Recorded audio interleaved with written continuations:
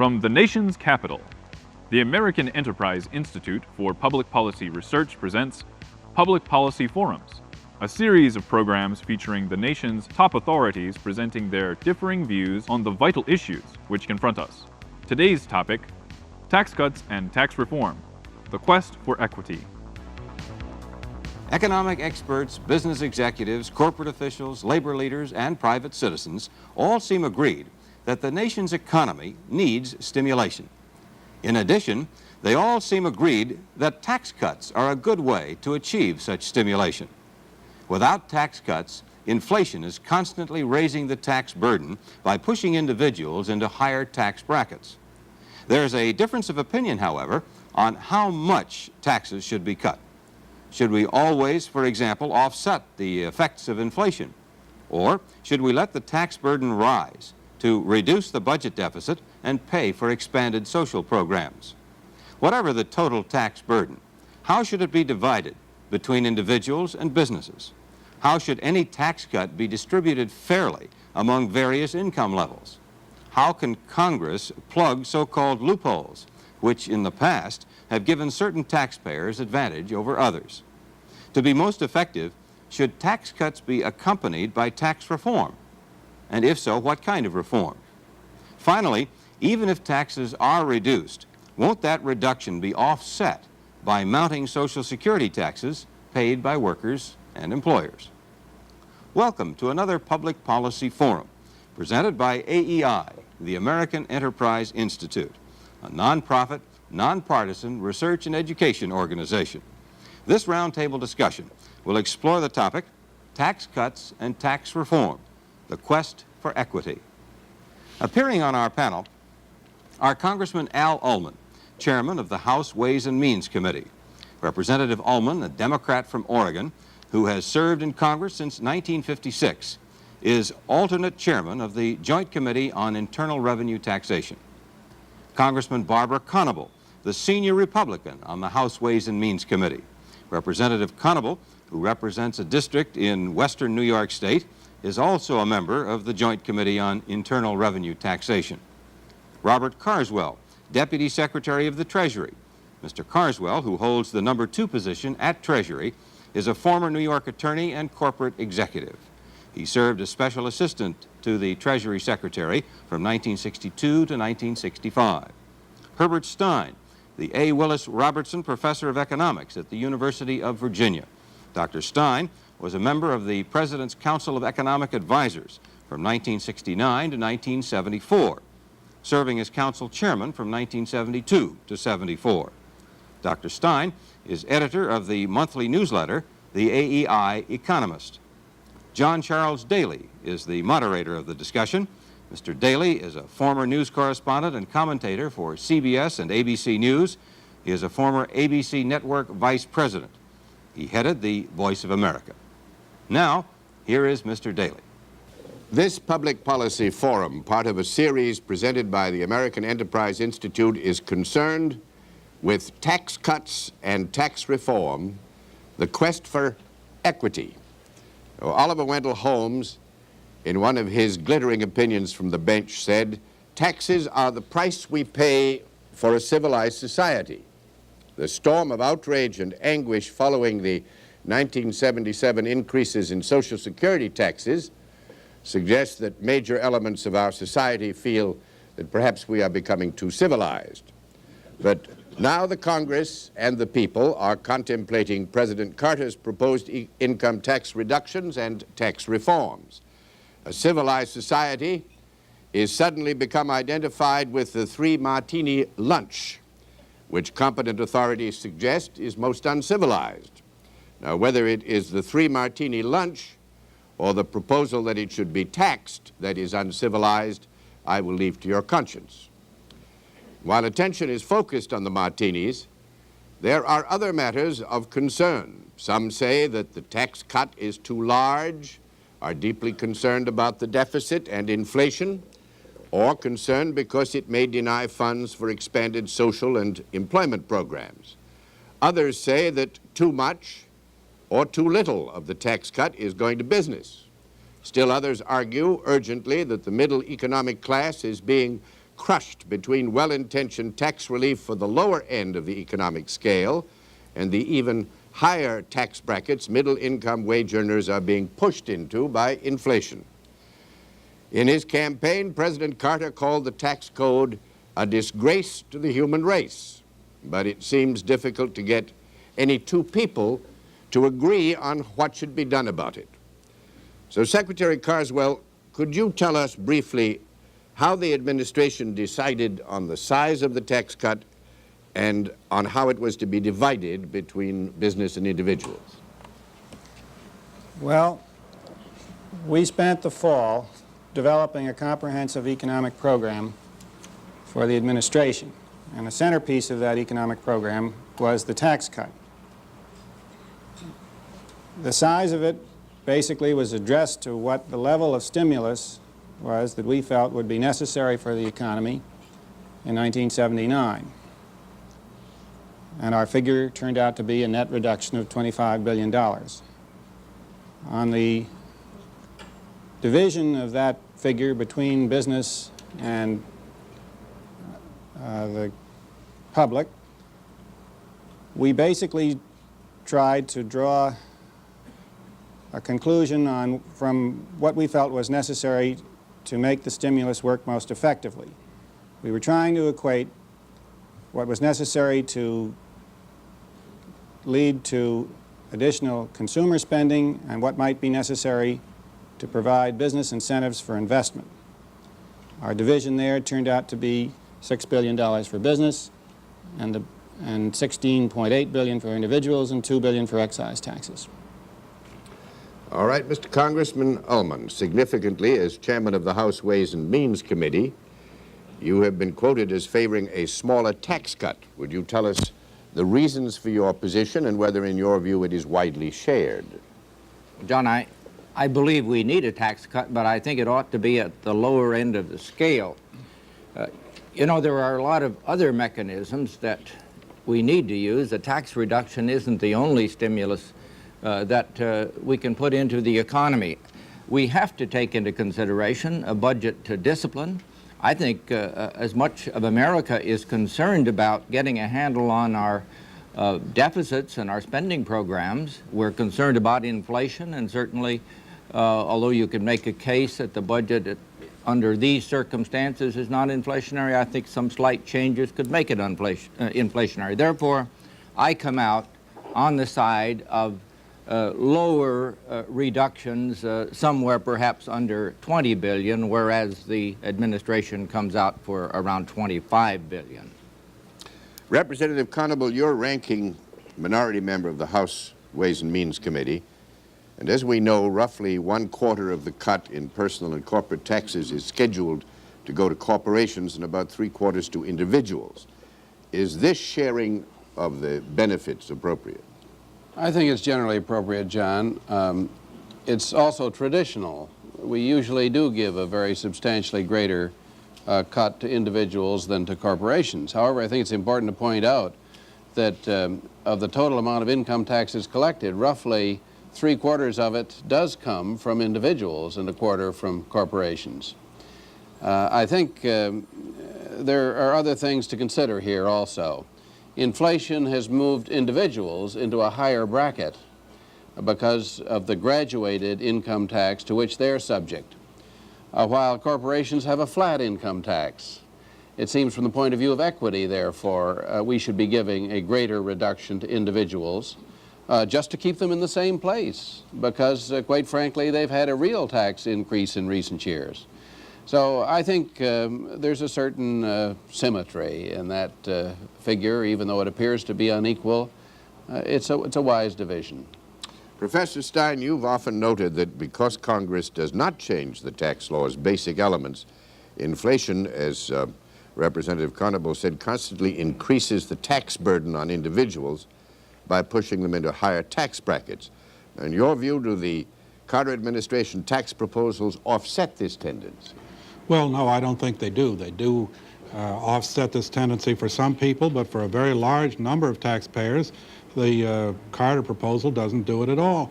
The Carter proposal would leave a very large proportion of the American people paying higher taxes in 1979 after the cuts were made than they paid in 1977 on the same real incomes. And if you take account of Social Security as well, probably half of the American taxpayers will be paying higher real taxes on the same incomes in 1979 than they would have paid with the 1977 income and 1977 Social Security taxes.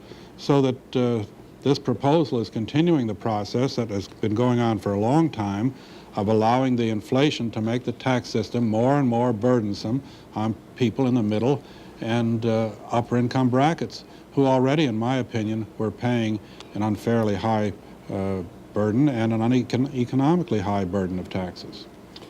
We are searching for equity, certainly, in the dialogue which is here, but in the realism of the administration's proposal is the wish also to stimulate the economy. Now, the sluggish nature of business investment and the sick stock market have been a major concern as we recovered from the recession of 1974 and 75.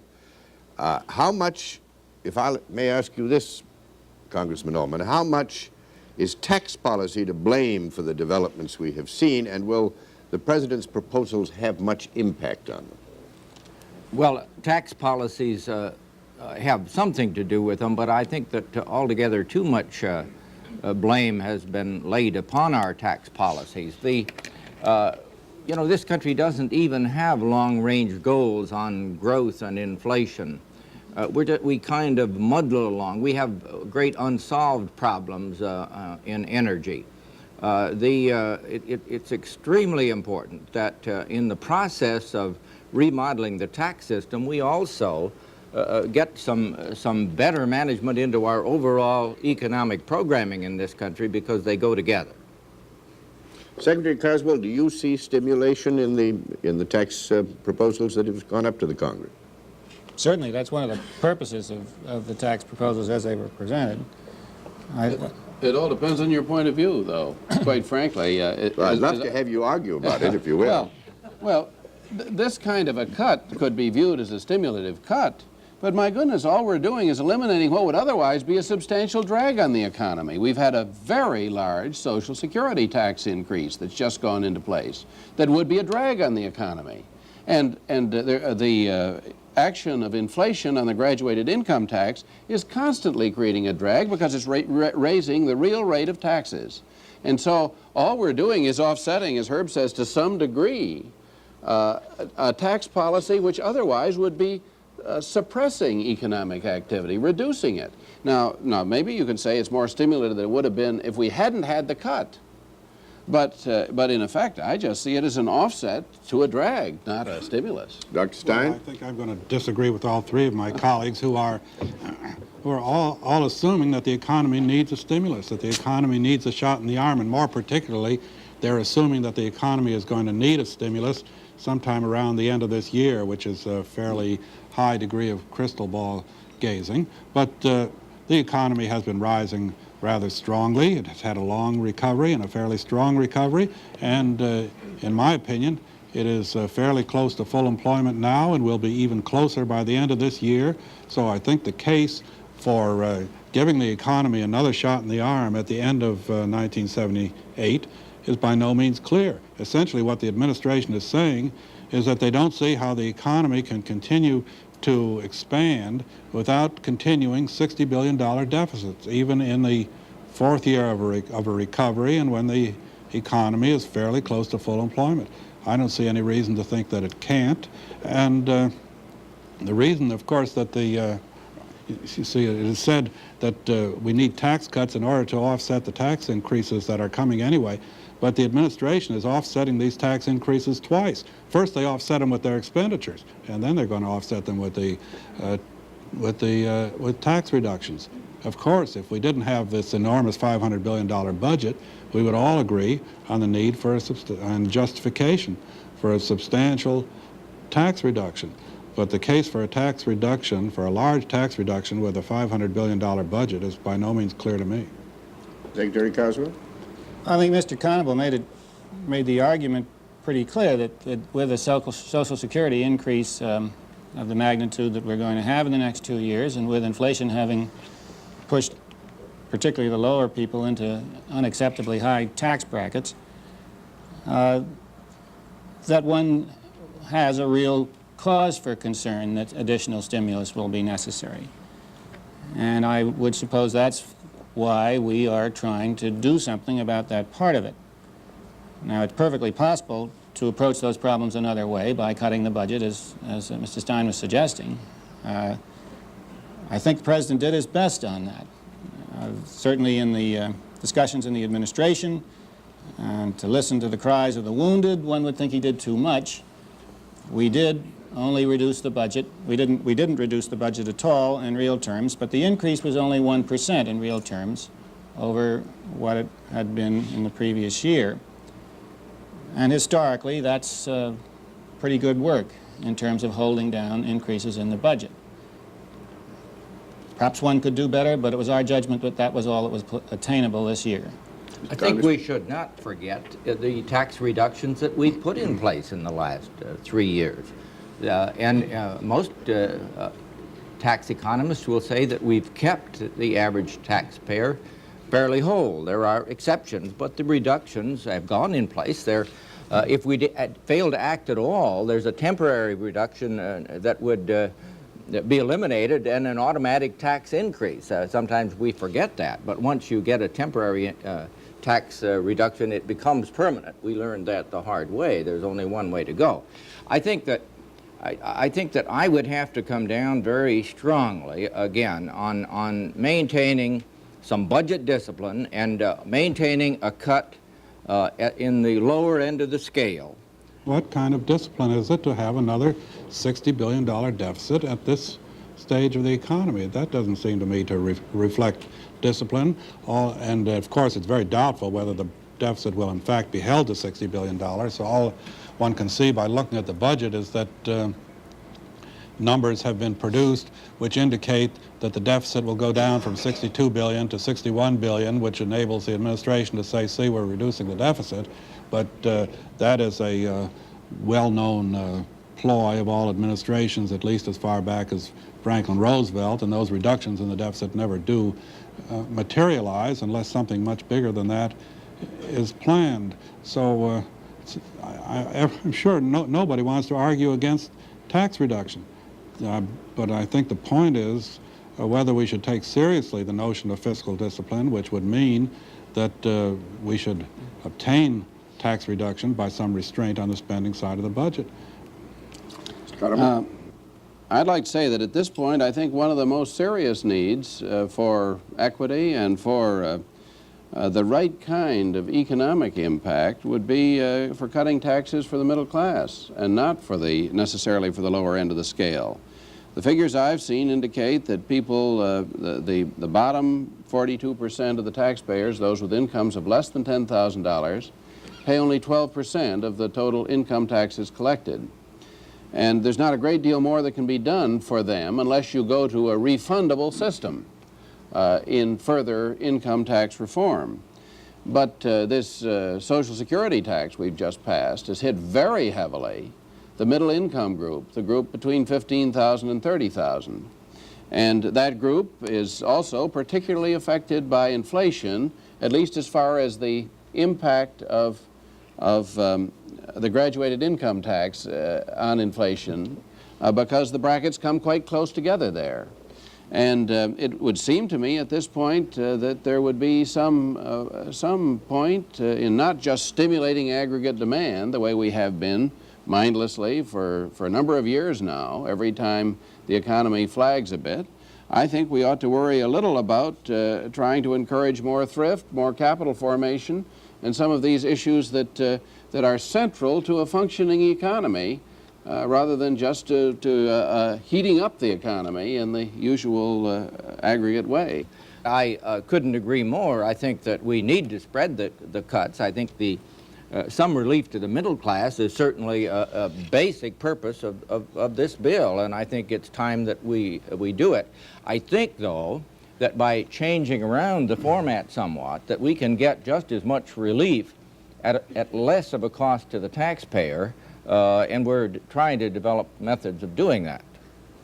Well, now, can we come to grips with the middle class picture in a whole? Somebody who's making married man, making $22,900 a year will be paying $400 a year more in Social Security taxes in 1979, right? Now, does this bill wash that $400 out, more than wash it out, wash out part of it, or does it leave him still paying substantially more taxes? $22,000, it would be very close to a break-even. The break-even point is $20,000. This is for a four-member, one-earner family.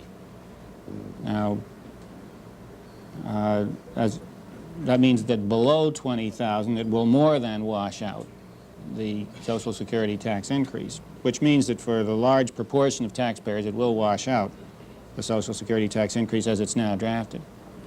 Well, that's only with respect to Social Security. It doesn't say anything about what other increases in his tax burden have been as a result of for instance, inflation and the graduated income tax. Except I think we forget all too often that most of the increase you're talking about is an increase in base, which means that the person paying it is buying a bigger retirement program.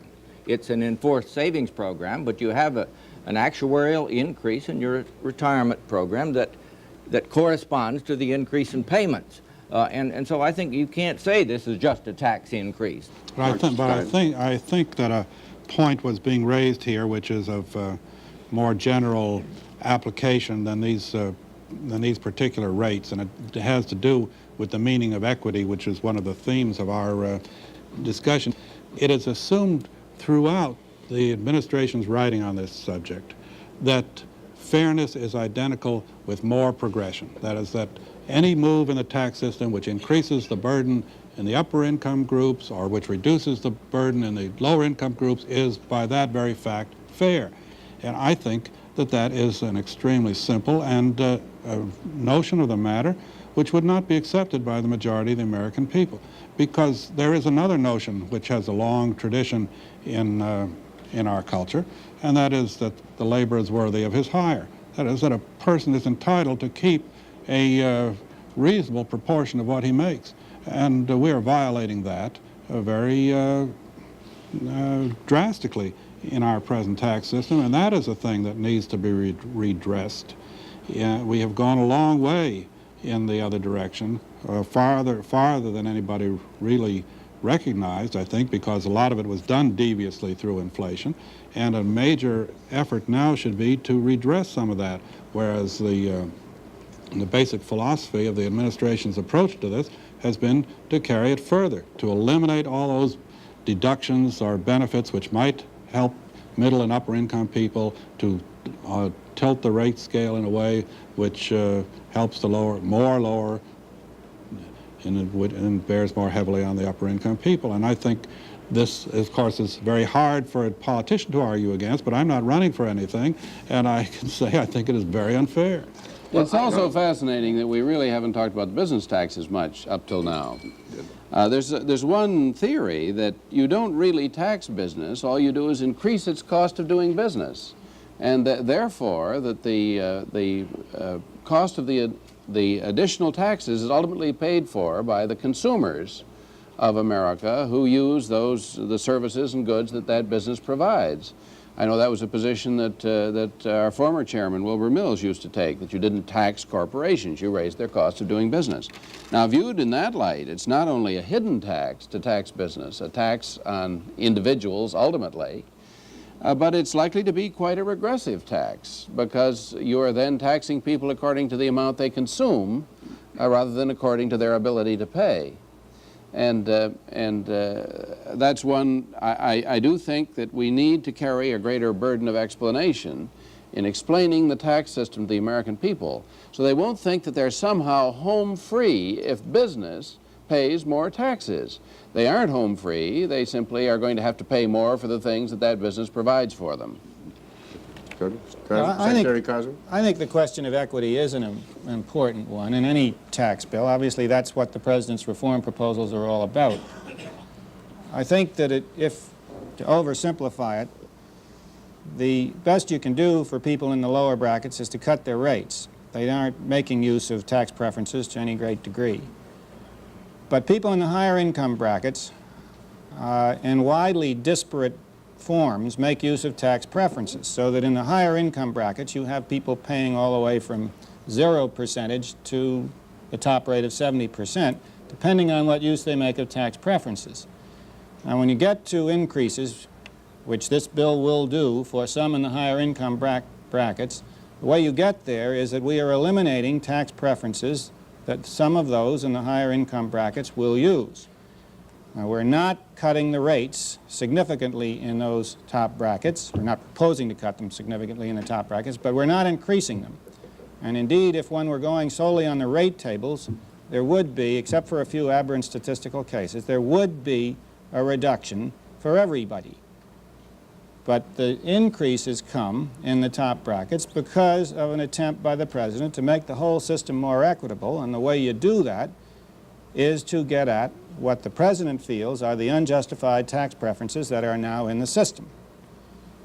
Well, and let me say that the Ways and Means Committee certainly doesn't have the philosophy that you've suggested, Herb. As a matter of fact, the administration, in their earlier proposals, were thinking in terms of bringing the top bracket down to 60 or possibly even 50% by eliminating some of the special type of preferences. Now, I hope that that's a long-range objective. Certainly, I think in the Ways and Means Committee, we hope that we can do that. Now, you have to give relief to people that are below the poverty level in this country, and obviously I think we've done that.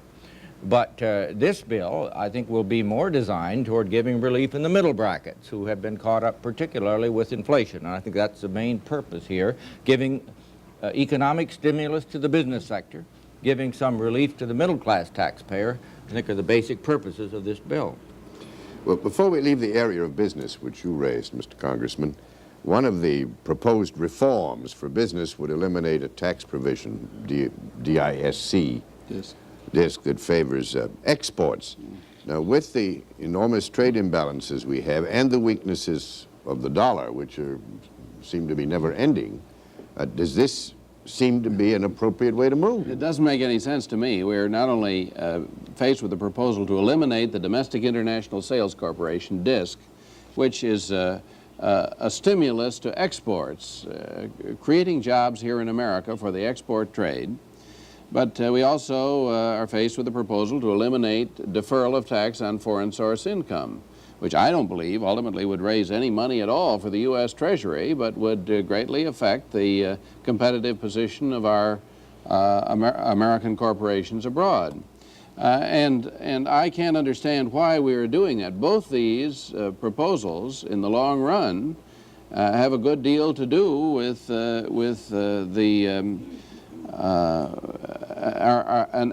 sound effort to try to offset a very serious trade imbalance. I don't think it makes sense in an economic viewpoint to be eliminating those. I'm afraid it reflects primarily a particular animus of organized labor against these measures, and I don't believe it's sound economically. Dr. Stein? Well, I think that the proposal to eliminate deferral reflects the animus of organized labor. The proposal to eliminate DISC reflects the animus of organized economists. The economists never liked DISC. When I was in the government when DISC was originated, and the economists fought it tooth and nail, and when it was instituted, and we lost then. I think we may come to a better decision. Now it is DISC is a kind of inefficient way of achieving what a reduction of the exchange rate achieves, that it helps to increase the competitiveness of U.S. Exports. We adopted it when we thought that we could not get away from the fixed exchange rate. Well, we have discovered we can. We've discovered that the dollar can go down, and it does.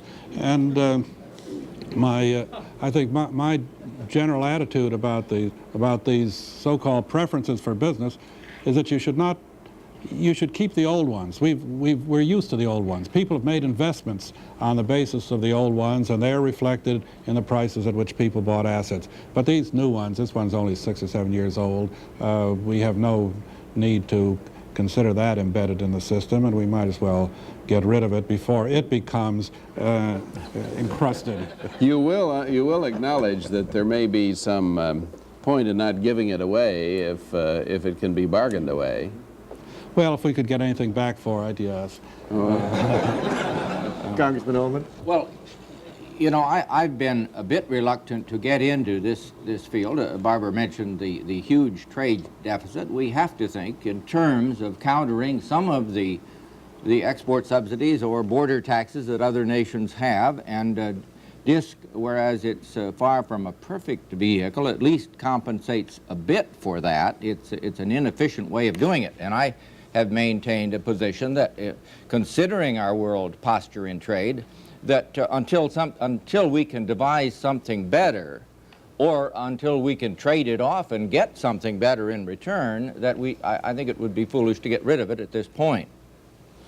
Yes, Secretary Carswell. Well, obviously, the administration proposed getting rid of it at this point, not entirely because it's anathema to economists, but also because it really is an inefficient way of achieving increased exports.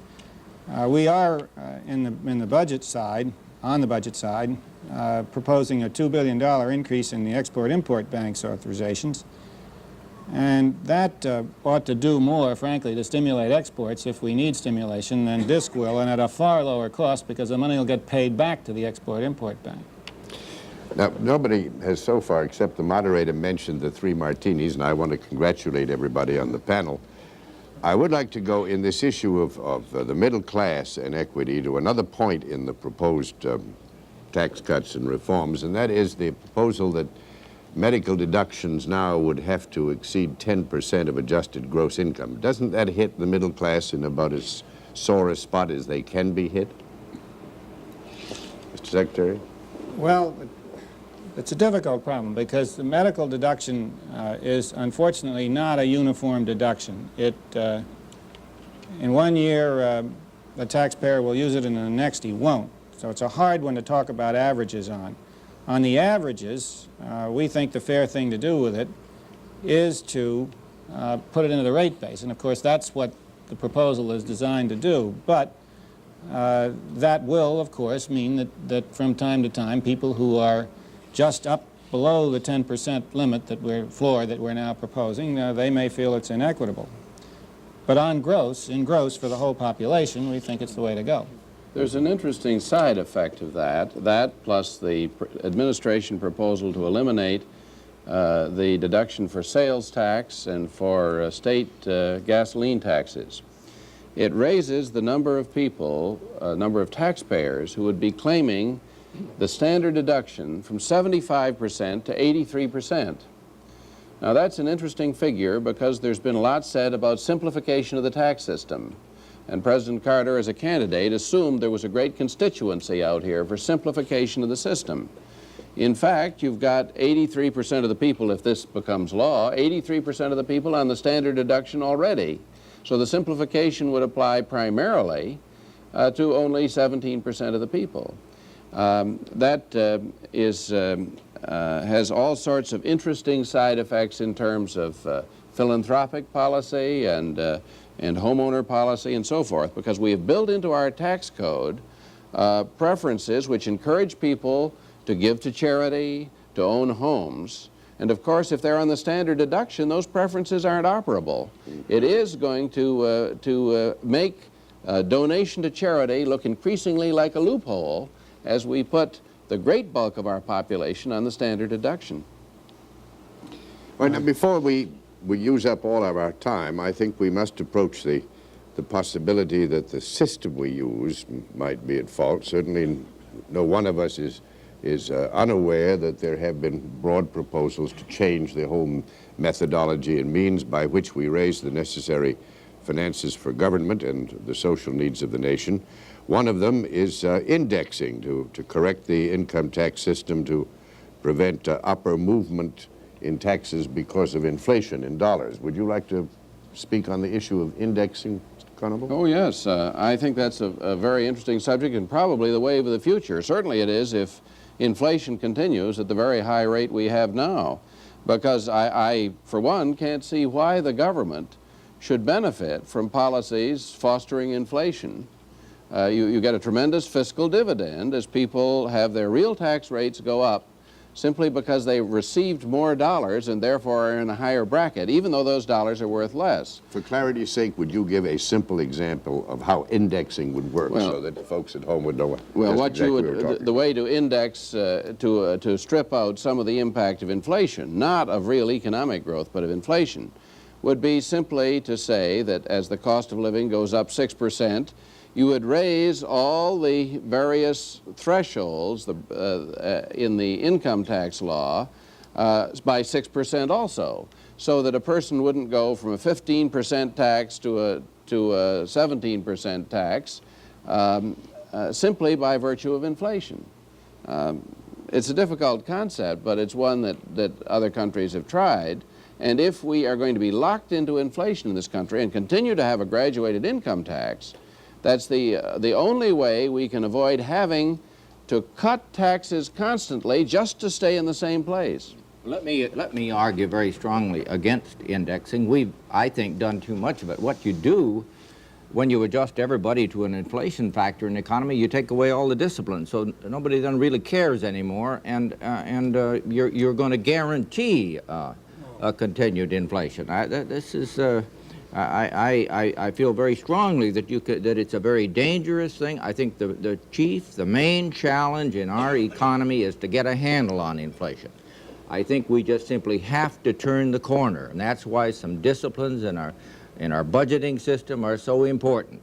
But that is the challenge of our time, to get a handle on inflation while maintaining enough growth to take care of the employment problem. Well, but we need to impose the discipline where the inflation originates, and the inflation originates in the government, and the indexing would impose the discipline on the government. Without indexing, the discipline on the government is greatly weakened because the government gets this enormous windfall in the form of additional revenue. The more inflation it generates, the more money it takes in. So in the absence of indexing, you don't have discipline on the government. In fact, you have the contrary, a temptation to inflation. Indexing would increase the discipline on the government. That's a major reason for it. Well, that's assuming we and they. We in the Congress are really not a part of the government establishment. We represent people back home. Well, you know, this we and they philosophy is not a right philosophy. The government is us, whether we like it or not. We've met the enemy and they are us. Once you get that automatic reduction in place, you're going to live with larger and larger deficits on into the future, and that's the beginning of the end for this country. Mr. Secretary, would you like to discuss indexing? No, I'd just like to compliment the Congress on going somewhere down the road that the chairman's suggesting by starting a budget committee process in the Congress in the last 4 or 5 years that will, we would all together hope, introduce some discipline into this system. And I would think I'd like to try that out a good deal more rigorously than it's been tried so far before we built in the bias of indexing into our tax system. Let's move to another area of a plan which is a change of method and a change of system. Comprehensive income taxation. All income should be taxed alike. Who would like to start on that one? Explaining it first with by simple example. Well, the whole problem is that it isn't simple. That is, the central notion is that, as you say, all income would be taxed alike, and it should all be taxed at the same rate, and the necessary rate would not be very high to reach the amount of revenue that we now achieve. The problems arise first in the definition of what is income. You know, this does not avoid the problem of whether the 3 martini lunch is income or not to the person who eats and drinks it, and you know, it's very hard to answer that unless you know how he thinks about martinis. So you get all kinds of complications in the definition of income, and I think it is only a kind of grosser way of doing what we are now doing. I don't think it is a reasonable approach for us starting from where we are, because I believe in the notion that old loopholes are good loopholes, that we're adjusted to the old loopholes and we should live with them and go on to our real problems. And our real problems are not all these loopholes. Our real problems are that the tax rates are too high, that inflation makes them higher and in a very inequitable way, and that we tax the returns from capital too highly and disproportionately too highly. And we are, I think, left behind the generation that was concerned about these little quirks in the definition of income.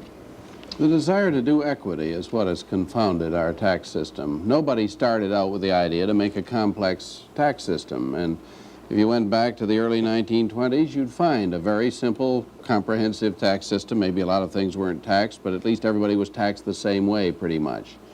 And but then we found we had a complicated economy, and there were a lot of people that the tax code wasn't fair because they were a little differently situated from others. And so we made exceptions, and then we made exceptions to the exceptions. I think the big problem is that the code is complex and difficult, and people get very frustrated with it, and I think rightfully so. It is too complex, and we should ever strive to make it more simple, maintain as much equity as we can. We've made, in reporting simplicity, I think, some very important strides in the bill last year, and we'll do it again in this bill, I think, toward reporting simplicity, so that more and more people will be able to understand their own returns and file them. But I think the people that have gone around the country and have led others to believe that somehow you could have a simple gross tax on everyone simply don't understand the complexities of our system, and as you pointed out, the complexities of the ways people earn money, and how you arrive at a decision what part of that should be taxable. That's by nature complex in a very complex capitalistic society. Well, I think we've opened up the issues of tax cuts, tax reform, and equity very broadly, and it's time to open the question and answer session. The question of equity, fairness, in any tax cut plan is a major one. How can a cut in taxes be spread around most evenly? Under such a plan, what's the best way to help the poor and inner city residents? And the big question for President Carter, just how realistic is it for him and Congress to continue their series of tax cuts, still pay for everything they've promised, and balance the federal budget by 1981? Time now to challenge our panel members. Let's get the views of the experts in our audience. All right, may I have the first question, please? And I have a question that really comes out of a historical perspective. In this century of progressive income taxation in the United States, there have really been two clear episodes of successful tax rate reductions that we've experienced. That in the 1920s, during the administrations of Harding and Coolidge, the marginal tax rates were brought down from 65 to 25%, and we had a tremendous boom of the Roaring '20s that were increases in real growth and prosperity without inflation. Then we had the Kennedy tax cuts of the early 60s, in which the rates were brought down from 91 to 70% and down the brackets. Both of these really successful episodes in tax rate reduction were reductions in the progressivity of the system. Probably one of the worst episodes that we had in the century was the Herbert Hoover attempts to balance the budget in 1931 with an increase in the progressivity of the system back up to approaching 65% that Roosevelt took on in the 30s. Now we wonder if we are going to learn from the lessons of history when our President Carter, in the last 17 press conferences he's had, has almost never failed to mention that his objective in terms of tax policy is to increase the progressivity of the income tax. And coincident with every press conference that he's had, we've seen a decline in the stock market to the point we've lost 250 points since he's been president. I just want to know if any of this makes any sense to the panelists, if there are any lessons to be learned from the history of tax policy in this century. Who would like to start with that one? Would you, Mr. Secretary? Gee. Obviously, there are lessons to be learned from what has been done in past tax cuts. I'm really not familiar with the 1920s tax cut, but I did participate in the formulation of the Kennedy tax cut. And while we did bring down the top rates more in the Kennedy tax cut than are planned in this tax cut, I think, again, the same type of combined reform and reduction effort was made. Now, as it turned out, in the 64 cuts, we didn't get the percentage of reforms that we'd hoped, and so that in that sense the progressivity was somewhat different when the bill passed than what it was when we had proposed it, and disappointingly so for at least those who felt that reform was important in those days. Today, I think Chairman Ullman was referring earlier that we did consider lowering those top rates again, but it didn't seem possible in view of the amount of money that we had to distribute. I think that progressivity is a word that means a lot of different things to a lot of different people. We are not doing what you suggest President Hoover did erroneously in the 20s. We're not increasing the tax rates at any level. What we are doing is eliminating some tax preferences, and as I said earlier, that may have the effect of increasing taxes for some people in the higher brackets, I suppose that's a trade-off that one has to consider, and I think we considered it very strenuously during the formulation of the package, and I hope we did it right. Dr. Stein? Well, I regret to say that although I come to Mr. Winitsky's conclusion, I cannot get there by his route. And that is, I find I'd love to follow the lessons of history if I could find them. But history is very, very complicated. You know, you can say in the 1920s we had the tax reduction and we had a decade of prosperity, but the 1920s you can also say were the first peacetime decade in which we had the federal income tax. You can compare it with the 1890s, in which we had no federal income tax. The 1890s were a miserable period. The 1920s were a period of prosperity. Mr. Roosevelt came in with the economy on the floor. He enacted 3 tax increases during the period before World War II, and we had a great recovery up to 1939. There are lots of other things going on in the world besides tax increases and decreases, and you cannot attribute these coincidences all to the coincidences of rises or falls of the economy with rises or falls of taxes exclusively to these tax effects. I think there's a strong case for restraining the progressivity of the income tax on the ground that it is just wrong that so large a proportion of the American people should have 50 cents out of every additional dollar they make taken by the government for rather non-essential purposes. And I think that is the simplest case of all. I think it also has some adverse incentive effects, which I find very difficult to measure, but which I'm sure are there. But to make the rise or decline of Western civilization hang on it, it's a little too much for me. Mr. Conable? I think to most Americans, the ultimate reform is a tax reduction. And I think that's what they hope for when they hear that we're engaged in another operation of tax reduction, of tax reform, excuse me. And so I think that that is a perfectly legitimate aspiration on their part. I think that if we could go the route that Mr. Winitsky suggested and reduce rates, it would have a beneficial effect irrespective of the economic impact, in that it would very much reduce the incentives for gimmickry in the tax law. Quite frankly, we have high enough rates so we drive a lot of people into living foolishly so they can die smart, or in making uneconomic decisions in order to get tax benefits.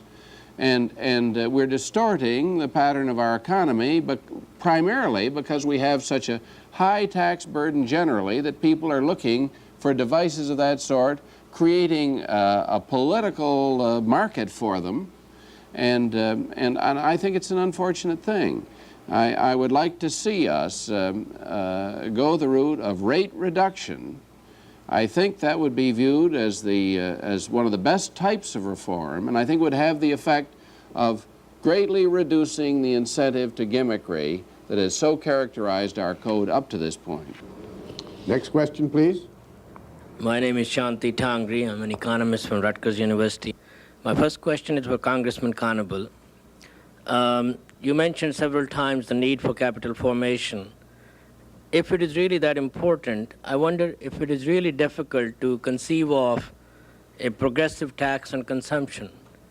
I have not heard that phrase today. And my second question is Secretary Carswell. It's a more serious implication than it may sound. Is the administration really concerned about the number of martinis? I mean, if we were to cut it down to one martini, would that make it moral? Will you start, Mr. Conable? Well, I don't think there's any serious consideration of a progressive tax on consumption, nor do I think there should be. Period. Would you like to discuss the martini with or without the olive, Mr. Secretary? Well, I think the martini lunch has become obviously a symbol for whether it is proper that a relatively small number of taxpayers get the benefit of the government paying what are arguably, at least, personal entertainment expenses for them. Now, I think what underlies all this is not so much the revenue that's raised, although there's a fair amount of revenue involved in the 3 martini lunch and other entertainment expenses, $1.5 billion. What is involved is whether the spectacle of 98% of taxpayers sitting around and seeing 2% maybe get the benefit of this sort of thing will lead to a perception that the tax system really isn't fair. And I don't think that we can afford to have a general perception in this country that the system is basically unfair, that it's biased toward people who, for one reason or another, can exercise this privilege of having 3 martinis at lunch, at which 1.5 are paid for by the government or by the other 98% of us. Next question, please. Yes, my name's Alan Moore. I work for Senator John Danforth of Missouri. My question is really for the whole panel. It's been calculated that when the impact of inflation and pushing people into higher tax brackets and the Social Security increases and the proposed reforms in the President's package are added together, that in 1979 something on the order of 30 to 40% of the taxpayers will actually see real increases in their taxes, and by 1980 something on the order of 50 to 60% of the taxpayers will have real tax increases. Now, at the same time, in the President's State of the Union address, he told the American people that 96% of them would have their taxes reduced. Do any of you view the President's statement as misleading and unfair to the American taxpayer? Well, I think they're misleading, but I don't think they were deliberately unfair. He was talking about the effect of that particular tax cut. And that's one of the problems we have in Congress and in the government generally. Maybe they got a tax, maybe 96% got a tax reduction as a result of the income tax cuts that he was proposing. But if you added to it the history of the impact of inflation on the graduated income tax, if you added to it the Social Security tax burden that was increased, you see, you get quite a different result. Well, I think, Mr. Chairman, I would not agree with the numbers. The numbers aren't anywhere near in that proportion, but the basic fact we have to look at now is that there's not enough revenue from our tax system to pay for expenditures. Now, we can do what we want on expenditures. I mean, we can try as we want on expenditures, but the pressures for a national defense system that has skyrocketing escalation in costs, or for education credits, or for a new welfare reform system, or jobs, or whatever it is, the pressures are great, and it is difficult to cut back on spending. That is something we must strive for. But I think we have to look to this tax system to get us back into a balanced budget posture, certainly in the early 80s, and that is going to take some real doing, and I think that ought to be our first objective. Well, but I think that part of the problem is that the administration does not take sufficiently seriously the objective of getting the expenditures down and is not sufficiently ambitious about it. And I think I would not be as charitable as Congressman Ullman on the Conable on the question of whether it's misleading and unfair. That is, that there are many cases in which one deals with the details of the tax system and doesn't tell the whole picture, but in the State of the Union should not be one of those cases. The State of the Union is the platform for telling it all, for giving the big picture. And the big picture has not been given to the American people, that their taxes are going up, not down. Mr. Secretary? I think it's unfair to say that the American people didn't get the picture or couldn't get the picture from the President's economic message and the other messages that were put forward in January. All the figures were there as to what those tax increases or decreases or cuts or expenditure increases or decreases would be in what sector. We live in a very complicated economy now, and I wouldn't agree with the figures that you were citing, but I think the fact is that we do have a problem ahead in finding the revenues to support the demands that are being put on the federal system for various types of services. I agree with Dr. Stein that it would be nice if we could find some way to be more ambitious to cut those back. And the President has certainly said that he's going to do the best he can. This concludes another Public Policy Forum presented by the American Enterprise Institute for Public Policy Research. On behalf of the AEI, our heartfelt thanks to the distinguished and expert panelists, Secretary Robert Carswell, Representative Al Ullman, Representative Barber Conable, and Dr. Herbert Stein, and also to our guests and experts in the audience for their participation. This Public Policy Forum on tax cuts and tax reform has brought you the views of 4 experts. It was presented by AEI, the American Enterprise Institute. It's the aim of AEI to clarify the issues of the day by presenting many viewpoints, in the hope that by so doing, those who wish to learn about the decision-making process will benefit from such a free exchange of informed and enlightened opinion. I'm Peter Hackus in Washington.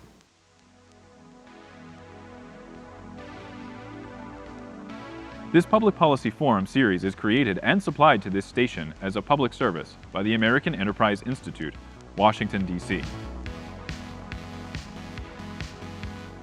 For a transcript of this program, send $3.75 to the American Enterprise Institute, 1150 17th Street Northwest, Washington, D.C.